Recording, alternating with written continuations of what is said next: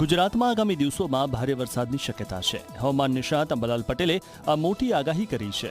આજથી વરસાદી માહોલ રહેશે અને 30 જુલાઈથી 3 ઓગસ્ટ દરમિયાન મધ્ય દક્ષિણ ઉત્તર ગુજરાત તેમજ સૌરાષ્ટ્રના અનેક વિસ્તારોમાં ભારેથી અતિભારે વરસાદ પડી શકે છે। સુરત, નવસારી, વડોદરા, ખેડા, પંચમહાલ સહિત અનેક જિલ્લાઓમાં વરસાદનું જોર વધવાની શક્યતા છે। કેટલાક વિસ્તારોમાં પૂર જેવી સ્થિતિ સર્જાઈ શકે છે અને ઊભા પાકને પણ નુકસાન થવાની આશંકા વ્યક્ત કરવામાં આવી છે।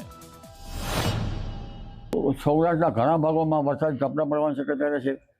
ઉત્તર સૌરાષ્ટ્રના ભાગોમાં તેમજ કચ્છના ભાગોમાં પણ વરસાદી ઝાપટા પડવાની શક્યતા રહેશે। આ ઉપરાંત પશ્ચિમ સૌરાષ્ટ્રના ભાગોમાં જામનગર વગેરે ભાગોમાં વરસાદી ઝાપટા પડવાની શક્યતા રહેશે। પોરબંદરના ભાગોમાં વરસાદી ઝાપટા પડવાની શક્યતા રહેશે અને દ્વારકાના ભાગોમાં વરસાદ ઝાપટા પડવાની શક્યતા રહેશે।